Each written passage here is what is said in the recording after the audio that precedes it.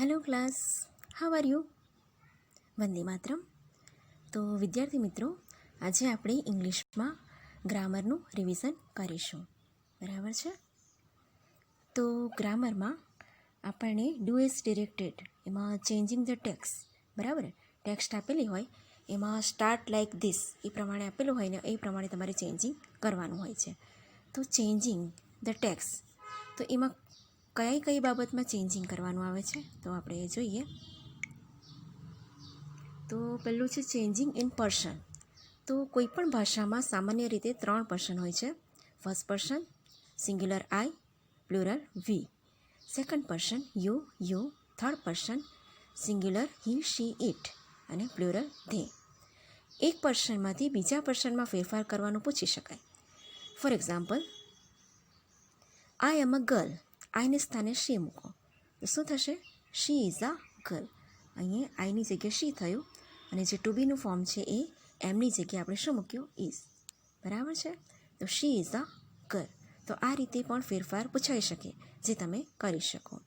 ત્યાર પછી સેકન્ડ જોઈએ, ચેન્જ ઇન નંબર. બરાબર?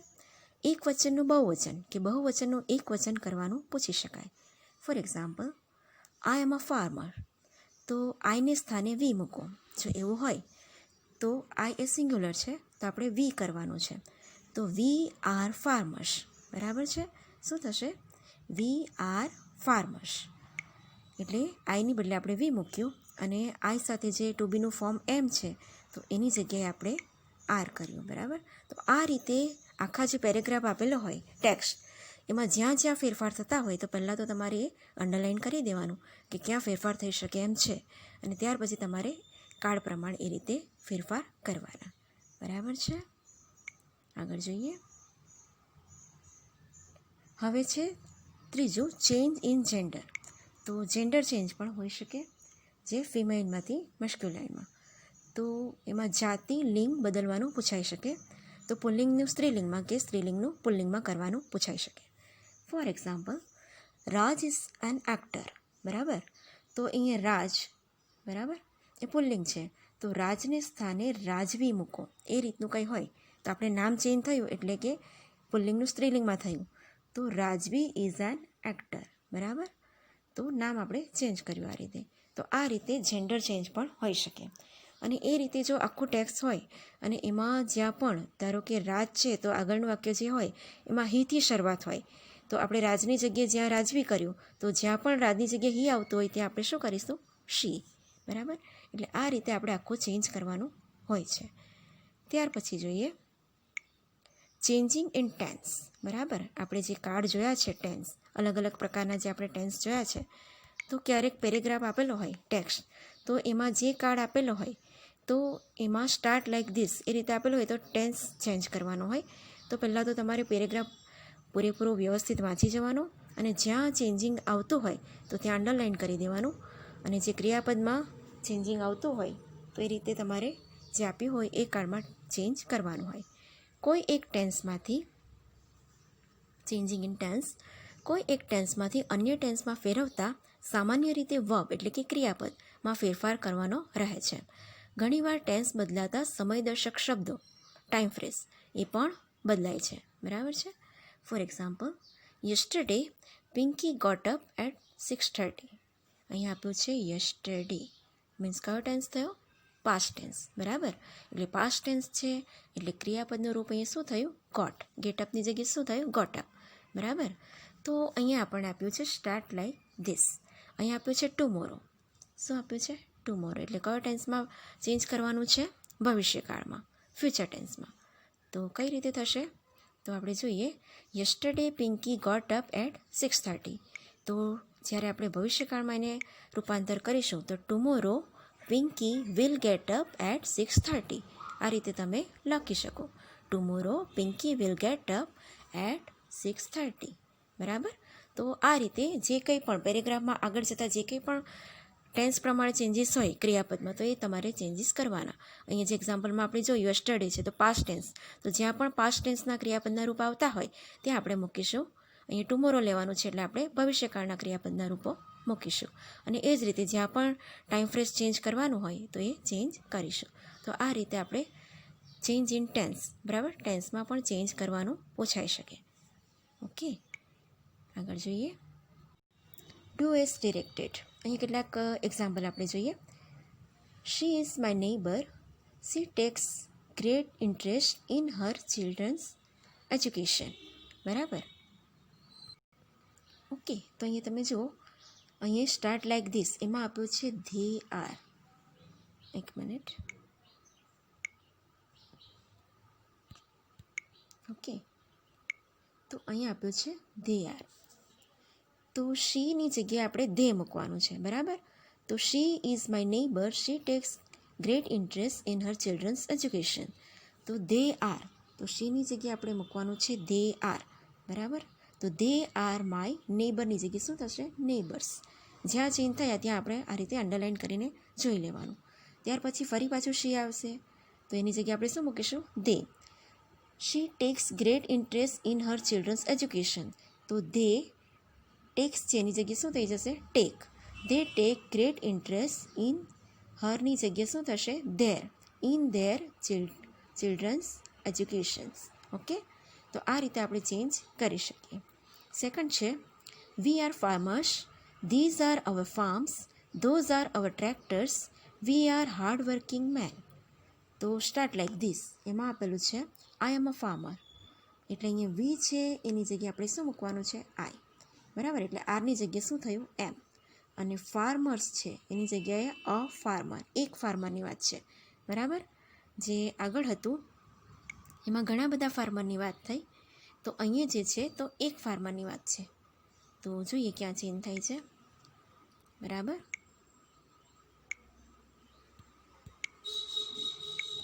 ઓકે, તો વી આર ફાર્મર્સ, તો એની જગ્યાએ થયું આઈ એમ અ ફાર્મર, બરાબર. ત્યાર પછી છે ધીઝ આર અવર ફાર્મ્સ.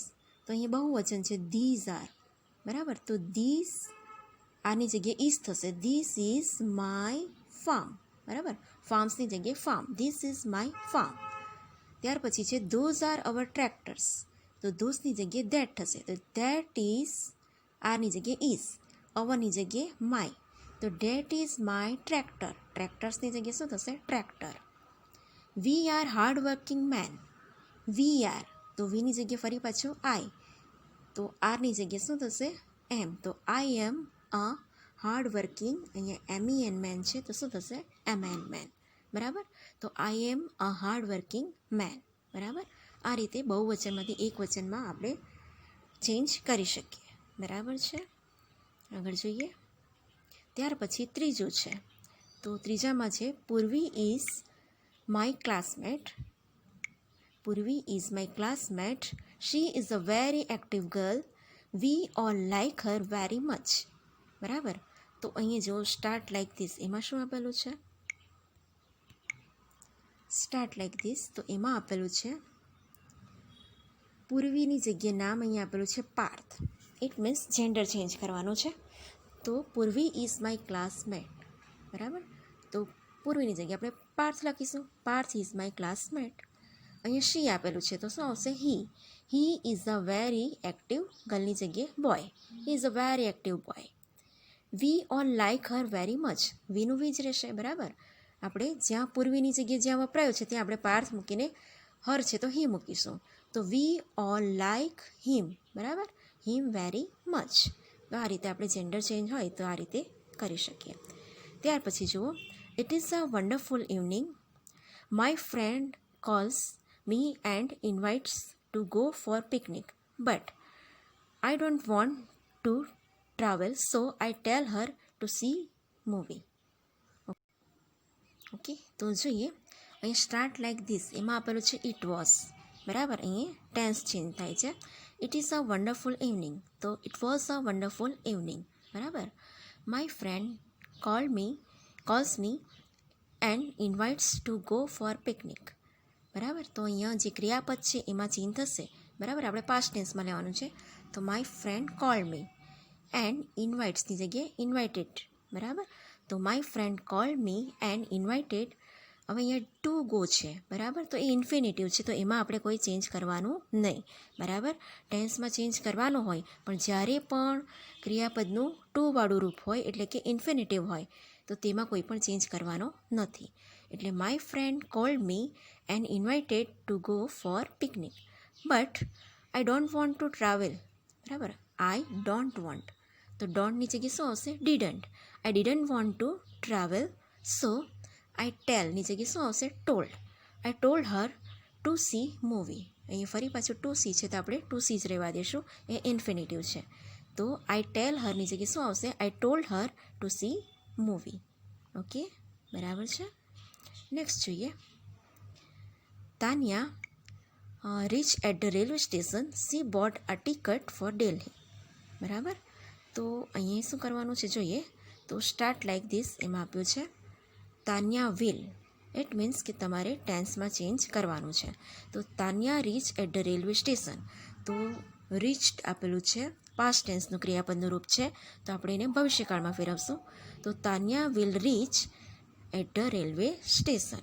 બરાબર, ત્યાર પછી આપેલું છે સી બોટ. બોટ એ ભૂતકાળનું ક્રિયાપદનું રૂપ છે, તો she bought a ticket for Delhi. તો બોટની જગ્યાએ આપણે શું મૂકીશું?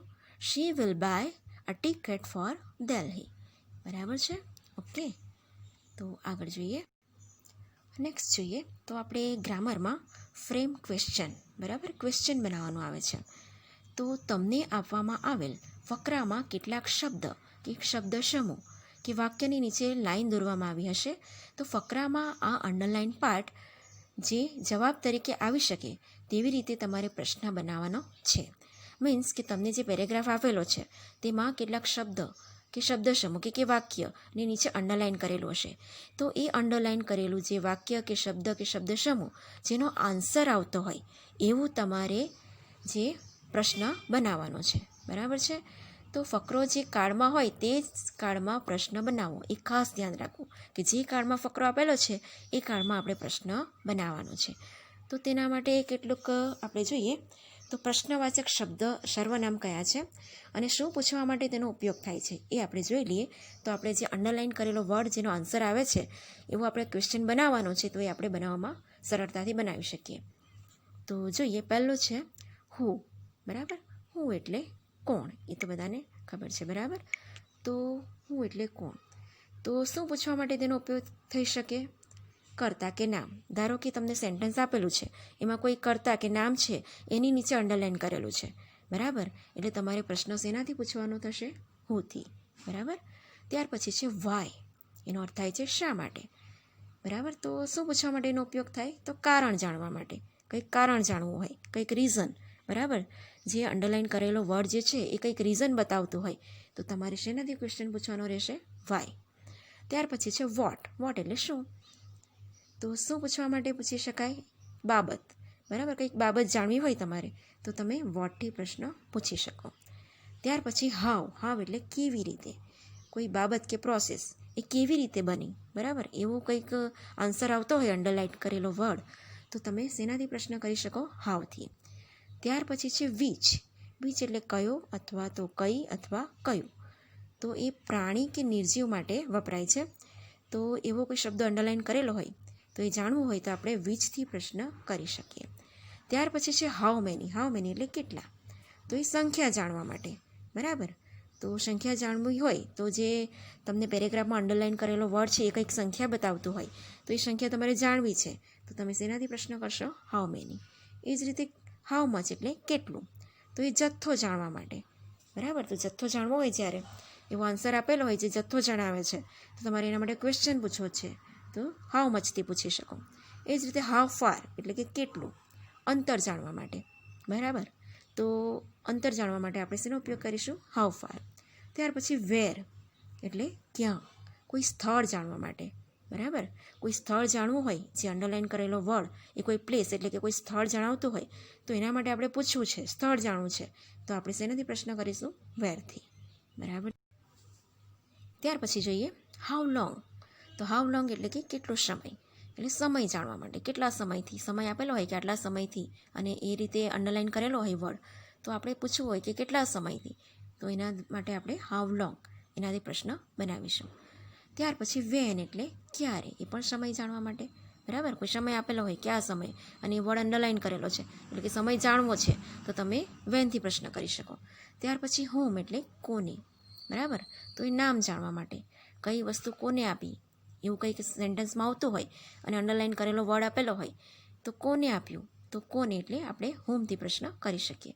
ત્યાર પછી છે હુશ, એટલે કે કોનો, કોના, કોની, કોનું, એટલે કે વસ્તુ કે વ્યક્તિની માલિકી જાણવા માટે વપરાય છે.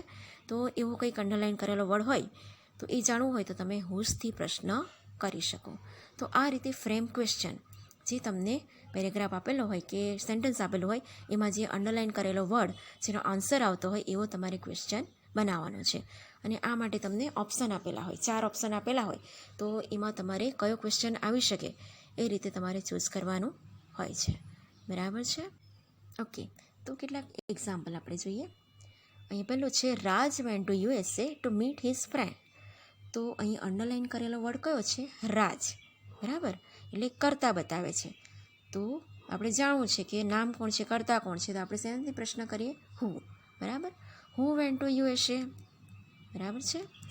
ત્યાર પછી છે Raj went to USA to meet his friend. હવે અહીંયા અંડરલાઇન કરેલો વર્ડ કયો છે? USA, એટલે કે પ્લેસ બતાવે છે. બરાબર, એટલે આપણે વેરથી પ્રશ્ન કરીશું.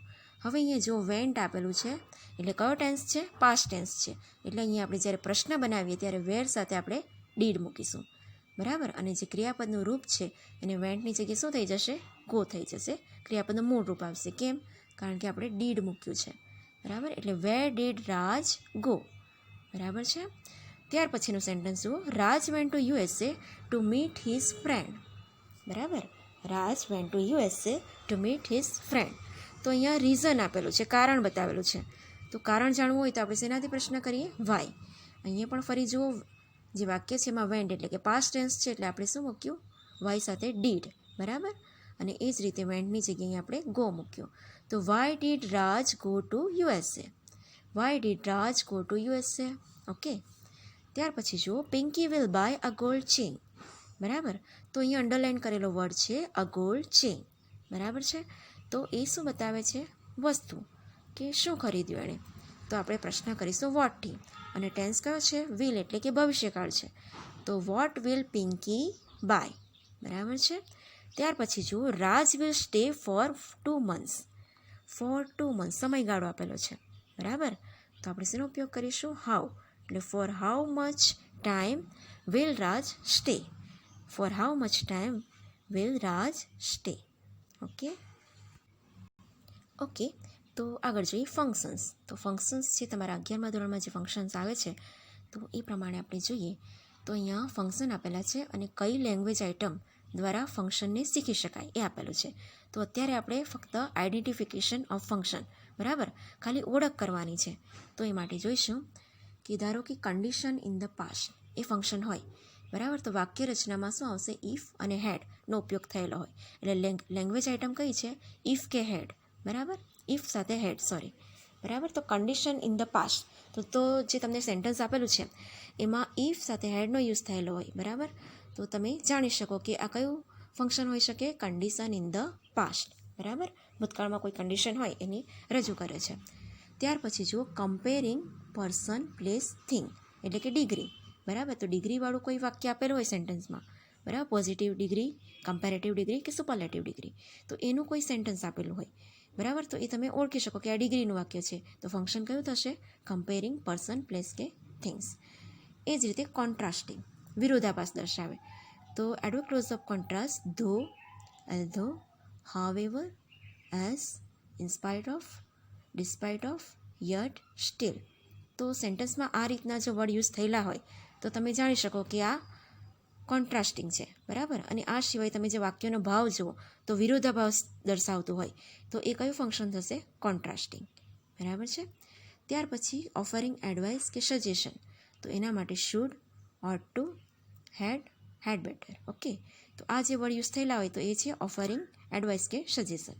ત્યાર પછી રિપોર્ટિંગ, એટલે કે ડાયરેક્ટ સ્પીચ.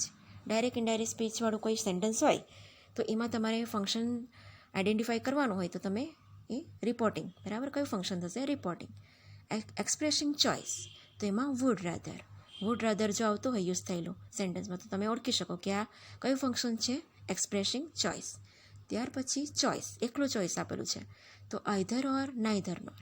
બરાબર, તો આઈધર ઓર કે નાઈધર નોનો જેમાં યુઝ થયેલો હોય તો એ કયું ફંક્શન થશે? ચોઇસ.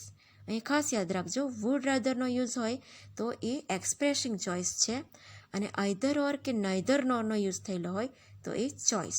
બરાબર. ત્યાર પછી છે describing habitual action in the past. બરાબર, એટલે કે પાસ્ટ હેબિટ્સ. તો યુઝ ટુ, તો પાસ્ટ હેબિટને રજૂ કરવા માટે યુઝ ટુનો ઉપયોગ થાય છે. તો સેન્ટેન્સમાં જ્યારે યુઝ ટુનો ઉપયોગ થયેલો હોય તો તમે આઈડેન્ટિફાઈ કરી શકો એ કયું ફંક્શન છે? Describing habitual action in the past. ત્યાર પછી talking about purpose, a view to, in order that, so that. બરાબર. તો adverb clause of purpose, in order to, with. તો આ રીતનું જ્યારે આપેલું હોય તો એ કયું ફંક્શન હોઈ શકે? Talking about purpose. બરાબર. ત્યાર પછી છે talking about person, place, thing in relation to something. તો જ્યારે તમને સેન્ટેન્સમાં adverb clause of result, so that, such that એનો યુઝ થયેલો હોય તો એ શું બતાવે છે? તમે આઈડેન્ટિફાઈ કરી શકો કે talking about person, place, thing in relation to something. Okay. તો આ રીતના તમારી જે ફંક્શન છે તો અત્યારે આપણે માત્ર આઈડેન્ટિફાઈ કરવાનું છે, તો એ રીતે તમે ઓળખ કરી શકો. બરાબર છે. તો કેટલાક એક્ઝામ્પલ આપણે જોઈએ. ઓકે. તો expressing condition in the past. બરાબર છે. તો એમાં આપણે જોઈએ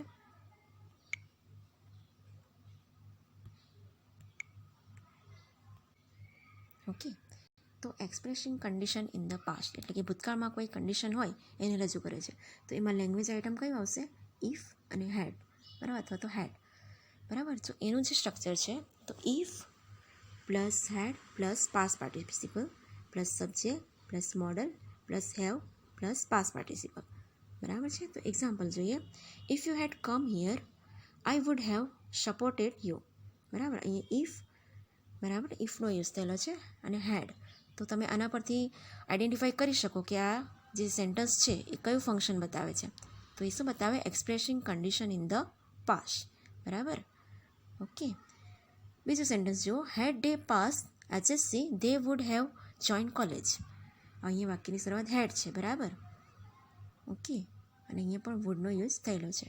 તો તમે આ રીતે એના પરથી વાક્યને સમજીને જાણી શકો કે આ વાક્ય, આ જે સેન્ટેન્સ આપેલું છે એ કયું ફંક્શન હોઈ શકે? Expressing condition in the past. Okay. ત્યાર પછી છે એક્સપ્રેસિંગ કન્ડિશન. ખાલી એક્સપ્રેસિંગ કન્ડિશન છે, તેમાં આપણે યુઝ કરીએ લેંગ્વેજ આઇટમ છે ઇફ, અનલેસ. બરાબર, કે અધરવાઇઝ. ઓકે. તો તેના એક્ઝામ્પલ જોઈશું. If USA support India, India will become a member of NSG group. If કે અનલેસ જો આવતું હોય વાક્યમાં એટલે તમારે આઈડેન્ટિફાઈ કરી શકો કે આ કયું ફંક્શન છે? એક્સપ્રેસિંગ કન્ડિશન, શરતી વિધાન છે. બરાબર છે. એ જ રીતે બીજું sentence. Unless the crude oils price reduce, petrol will not be cheaper. તો અહીંયા અનલેસનો યુઝ થયેલો છે. ઇટ મીન્સ કે જે અનલેસનો યુઝ થયેલો છે એટલે આપણે આઈડેન્ટિફાઈ કરી શકીએ કે કયું ફંક્શન હોય? Expressing condition. Work hard otherwise you will fail. Otherwise, નહીં તો. બરાબર. તો અધરવાઇઝનો યુઝ થયેલો છે, એ પણ શું બતાવે છે? Expressing condition. બરાબર. એટલે કયું ફંક્શન આવી શકે? Expressing condition. અત્યારે આપણે ફક્ત આઈડેન્ટિફાઈ કરવાનું છે, એટલે આ રીતે આપણે જોઈ શકીએ કે કયા વર્ડનો કઈ લેંગ્વેજ આઇટમનો યુઝ થયેલો છે. બરાબર. અને વાક્યમાં કેવો ભાવ છે એ પરથી આપણે ચૂઝ કરી શકીએ કે કયું ફંક્શન છે. બરાબર છે. ત્યાર પછી comparing people, place, thing. Okay. તો કમ્પેરિંગ પીપલ, પ્લેસ, થિંગ એમાં આપણે ડિગ્રીની વાત કરીશું. એટલે લેંગ્વેજ આઇટમ શું આવશે? As, so as, very few, one of the, અને ઇએસ્ટ, ER, ધેન, અને મોસ્ટ અધર, ER, ધેન, આની અંદર. બરાબર છે. ડિગ્રીમાં યુઝ થાય છે. બરાબર. પોઝિટિવ ડિગ્રી એઝ, સો એઝ. બરાબર. અને એ રીતે કમ્પેરેટિવ ડિગ્રી એમાં ER વાળા, ધેનવાળા વાક્ય હોય, અને સુપરલેટિવમાં EST વાળા, ધ અને EST વાળા. બરાબર. અને તમને એક નવી રચના આવે છે વેરી ફ્યુ વાળી. બરાબર. તો એ રીતે તમે સેન્ટેન્સમાં આ જે લેંગ્વેજ આઇટમનો યુઝ થયેલો હોય તો એના પરથી, અને જો તમે સેન્ટેન્સમાં કેવો ભાવ છે, કંઈક તુલનાનો ભાવ છે, એ રીતે જો તમે જુઓ તો તમે આઈડેન્ટિફાઈ કરી શકો કે આ કયું ફંક્શન છે? તો કમ્પેરિંગ પીપલ, પ્લેસ કે થિંગ.